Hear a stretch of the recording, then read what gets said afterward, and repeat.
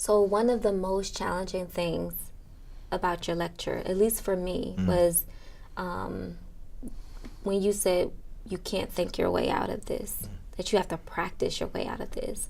And I just think about just something as simple as, the premise, we know intellectually that, some of these things will not satisfy our needs. But do we really trust God, that God can satisfy our needs? And so I'm just wondering, where does trust fall into all of this, in this process of practicing versus thinking? I mean, to take a step into practice requires some level of trust, right? Yeah. That it will work, or trusting the community that's offering me this practice? I think that trusting the community that will offer the practice, but actually trusting that God will actually meet the need, that God is actually what we want. It's such an interesting dynamic, isn't it? Because trust also takes practice. So, sometimes there's this little trope people talk about where you have to belong before you believe. And then you sort of like, you do what believers do, and then you realize over time that now it's possible for you to believe. And there's got to be some sort of similar dynamic to trust as a form of faith, right?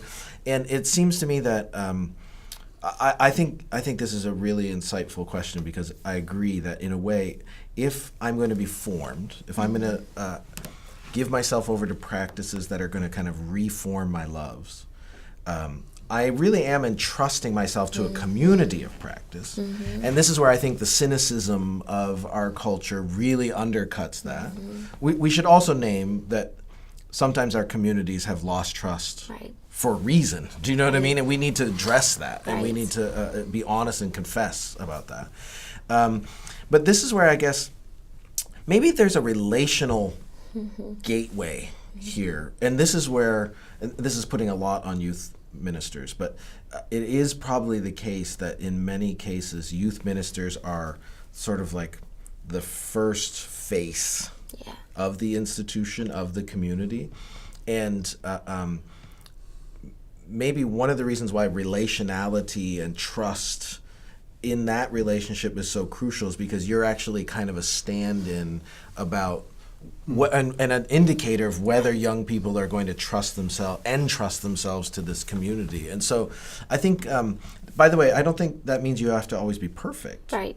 I think it just means you have to be honest. And I actually think being vulnerable and even showing your own brokenness goes a long way to building trust. I think what young people sniff out is illusions of perfection, right? They don't buy it.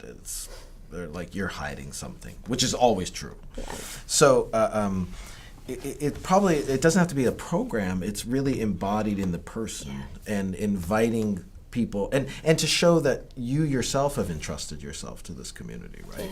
And to realize that ideally in the body of Christ, it's a community that regularly confesses its sins and is honest about the ways that it blows it.